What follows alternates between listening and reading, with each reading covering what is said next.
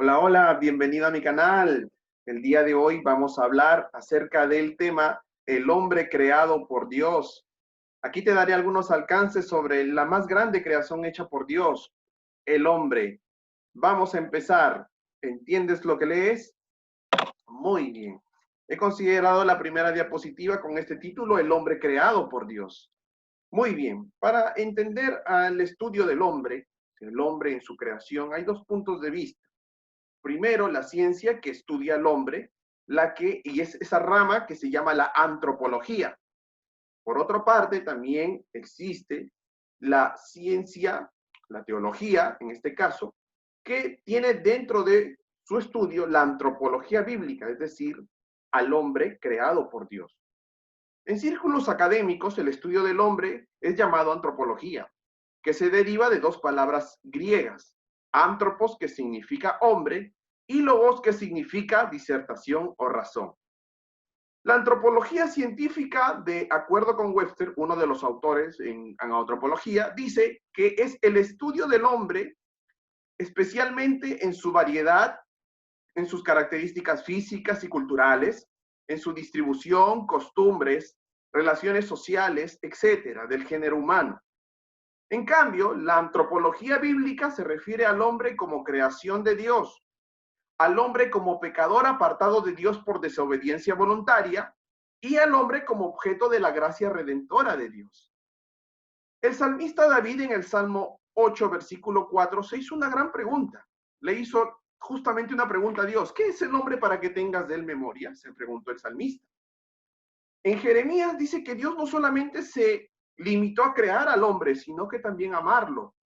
Dice, Jehová se manifestó a mí hace ya mucho tiempo diciendo, con amor eterno te he amado. Muy bien. Entonces, para más o menos entender un poquito acerca de los criterios de la existencia de Dios creado, de la existencia del hombre creado por Dios, te voy a dar 6 categorías. El primero, el hombre creado por Dios. El segundo, el hombre resultado de un propósito divino. El tercero, el hombre creado a la imagen de Dios. El cuarto, el hombre como un alma viviente. El quinto, la caída del hombre. Luego lo vamos a explicar. Y el número 6, el hombre en el estado de la gracia. Vamos a empezar con el número 1. El hombre creado por Dios. Bueno, la Biblia atribuye el origen del hombre a un acto de creación directa de Dios. Dice en Génesis 1, capítulo 1, versículo 27, dice, entonces Jehová Dios formó al hombre del polvo de la tierra y sopló en su nariz aliento de vida y fue el hombre un ser viviente. Lo afirma el libro de Génesis. En cambio, también el sistema de educación, tanto pública y privada, enseña a los alumnos que el hombre evolucionó de animales primitivos y que toda vida es una vasta expansión de tiempo, vino de una única forma de vida que surgió de un origen desconocido. Se dice que también en las escuelas, en los colegios, hablan de la teoría de la evolución, ¿no? Esta llamada teoría de la evolución en realidad es solo una teoría, afirman algunos estudiosos. No ha sido comprobada, no ha sido todavía apoyada científicamente. Por eso se dice que es una teoría que sigue en decadencia. En cambio, la teoría bíblica acerca de la creación del hombre es afirmativa. La Biblia está como su sustento, como su apoyo, como su finalidad, desde el punto de vista de la fe. Es decir, el creyente, el que cree en que Dios creó, lo acepta por fe. Es sobrenatural, cosa que no puede hacer la ciencia. Muy bien. Entonces, vamos a hablar también que el hombre fue el resultado del propósito divino. O sea, Dios tuvo un propósito y creó al hombre en base a su anhelo, a su deseo, ¿verdad? Existen 3 palabras hebreas usadas en los capítulos 1 y 2 de Génesis, te las voy a explicar. Por ejemplo, en Génesis 1:26 dice, el Dios Trino dijo, hagamos al hombre, plural, ahí estaba Dios, el Jesucristo y el Espíritu Santo. Hubo un concilio, un consejo, y dijo, hagamos al hombre, que significa la palabra hebrea asá. Cuando dice la palabra hebrea significa formar, construir, preparar, edificar. En Génesis 1:27 dice, y creó Dios al hombre a su imagen. Eso significa el término hebreo bara, que significa producción o ejecución de algo nuevo, raro, o maravilloso. Es maravilloso. Por eso dice, creó Dios al hombre a su imagen. Fue algo espectacular la creación del hombre. Fue algo que Dios lo anheló y lo ejecutó de una manera maravillosa. A eso se dice el término vara. Y en Génesis 2:7 dice, Dios formó al hombre del polvo de la tierra, que significa el término hebreo yatzar. Él formó y modeló al hombre de la tierra como un alfarero, como el alfarero coge el polvo, la tierra, la arcilla, la moldea, la forma de acuerdo al criterio o al objeto que está realizando. Igualmente Jesús fue nuestro alfarero, dice la Biblia. Es un proceso. Muy bien, también el hombre fue creado a la imagen de Dios. ¿Por qué se dice a la imagen de Dios? Porque Dios lanza sobre el hombre, Dios sobre el hombre, su espíritu. Dios dio alma. Cuando dice que Dios no es una imagen física, Dios es espíritu. En Juan capítulo 4, versículo 24, dice que Dios es espíritu y Él busca adoradores que le adoren en espíritu y en verdad. Eso está, Dios no es una imagen física. Dios también tiene personalidad y se la otorgó al hombre. Al hombre, ¿no? El hombre es la única criatura capaz de razonar abstractamente, de crear, de innovar. Tiene intelecto, tiene emociones y tiene voluntad, partes que fueron dadas de Dios para el hombre. También el hombre es un ser moral. Fue creado con un sentido de responsabilidad con su creador. Cuando hace el bien, su corazón lo asegura, se contenta cuando hace el bien. Pero cuando hace el mal, su corazón lo condena. Primera de Juan, capítulo 3, versículo 20. El hombre tiene una conciencia moral, tiene conciencia. También el hombre tiene una imagen social. ¿Te recuerdas que Dios le dijo al hombre, no es bueno que esté solo, le haré ayuda idónea, le haré ayuda idónea, y luego le dijo fructificados, multiplicados, ¿verdad? Es un ser social, fue creado como una criatura social que debe amar, que le gusta estar acompañado. Es decir, Dios también le dio esa facultad al hombre de Dios para el hombre. Muy bien. También el hombre fue creado con un alma, el alma, pero el alma tiene que tener un recipiente. Fue justamente el cuerpo. Dios le ha dado al hombre un cuerpo físico, el cuerpo humano regresará al polvo, ¿verdad? En Génesis capítulo 3, versículo 19 dice, pues el polvo eres y al polvo volverá, Dios formándonos a través del polvo.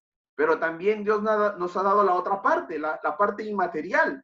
Ahí comprende la vida, el alma, el espíritu, la mente, el corazón, las fuerzas, el yo, la voluntad y los sentimientos. ¿Te das cuenta cómo el hombre fue creado con un alma dado por Dios? Muy bien. Cuando también hablamos del hombre, hablamos de su caída.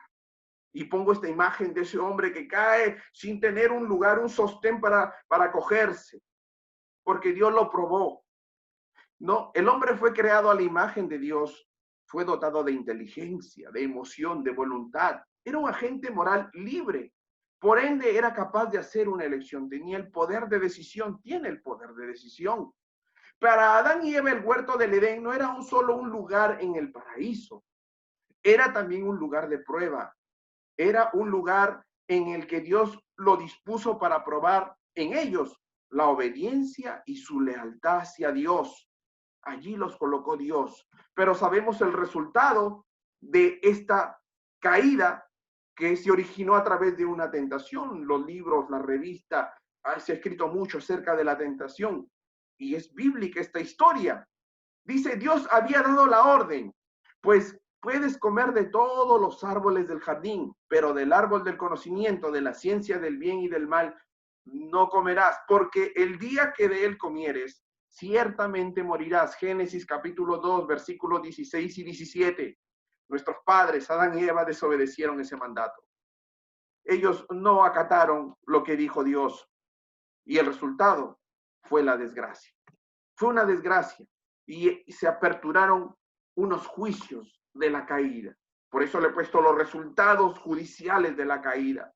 La serpiente, se dice, algunos teólogos, algunos afirman que la serpiente no era en realidad un animal que se arrastra en la tierra.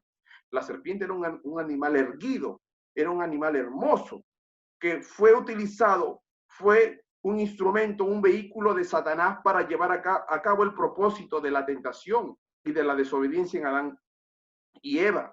Este animal aparentemente erguido y bello fue destinado a arrastrarse sobre su pecho, a comer tierra. Esa fue la maldición. También la mujer en Génesis 3:16 dice que también él tendrá dolores de parto para traer a sus hijos.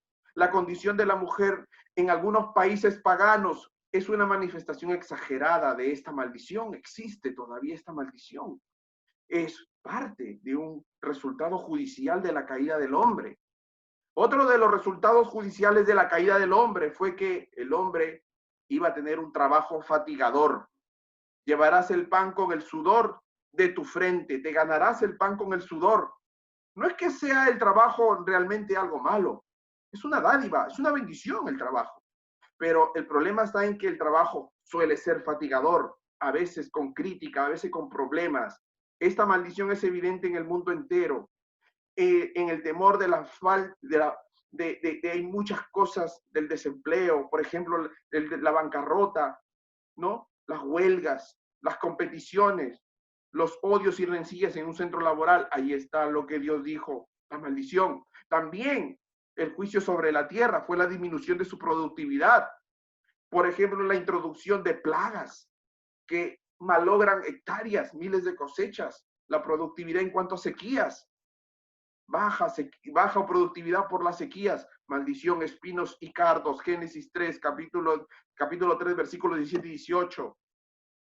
Pero las dos consecuencias más grandes de la caída del hombre fue primero uno, la vergüenza. Dice que Adán y Eva, luego de haber desobedecido el mandato de Dios, luego de haber hecho, vino una catástrofe. Dice que ellos se colocaron hojas de higuera, unos delantales para cubrirse porque sintieron vergüenza. La vergüenza como resultado del pecado del hombre, de la maldad del hombre. Y la otra consecuencia, la más desastrosa de la caída, fue la muerte física. Dios lo había prevenido, lo había dicho, porque el día que de él comieres, ciertamente morirás. Génesis capítulo 2, versículo 17. Y se ejecutó la muerte física. Todos estamos destinados a morir, a morir. Muy bien, pero hay una buena noticia, amigo, amiga. Hay una buena noticia y eso se llama la gracia. ¿Qué significa la gracia? Regalo no merecido. ¿Quién fue ese regalo no merecido? Jesucristo. Jesucristo fue el regalo que otorgó Dios para que el hombre una vez más recupere lo que perdió en el Edén. Él fue el resultado de la caída allí. En el Edén, Adán perdió todas las bendiciones. Pero cuando Dios envió a su Hijo al mundo, Él una vez más le restituyó las bendiciones, las promesas que están en su palabra para el hombre que lo acepta y lo sigue como su Salvador. A eso le llamamos nosotros la gracia. La gracia. Dios no se quedó con los brazos cruzados. Dios le dio una nueva oportunidad. Dice la palabra que fue Jesucristo el segundo Adán, pero sin pecado, sin mancha. El primer Adán pecó, él perdió. Lo perdió, sí, pero Cristo vino y él fue el segundo Adán. Entonces, vino las bendiciones del creyente bajo la gracia, de la persona que se pone a los pies de Jesús bajo la gracia. El creyente es un nuevo hombre. Eso está en Efesios 4:21. Dice la palabra: en cuanto a la pasada manera de vivir, despojaos del viejo hombre que está viciado conforme a los deseos engañosos, y renovaos en el espíritu de vuestra mente, y vestidos del nuevo hombre, creados según Dios, en justicia y santidad de la verdad. El creyente también tiene vida eterna en Cristo. En Juan capítulo 5, verso 24 dice: de cierto digo, el que oye mi palabra y cree al que me envió, tiene vida eterna y no vendrá a condenación, mas ha pasado de muerte a vida. También el creyente o la persona que está bajo la gracia, dice la persona, tiene una esperanza de un eterno hogar celestial en Cristo. Dice en 2 de Corintios, capítulo 5, verso 1, porque sabemos que si nuestra morada terrestre, este tabernáculo se deshiciere, es decir, el cuerpo se va desgastando, este cuerpo, cada día que pasa nos vamos desgastando, vamos matando células. Dice, tenemos de Dios un edificio, una casa no hecha de manos, una casa eterna en los cielos, la esperanza viva que le llama el apóstol Pablo. Tenemos esa esperanza. Esa es la buena noticia, esa es la buena nueva. Yo te animo a que tú lo aceptes en tu corazón. No está muy lejos. Dios sigue amándote.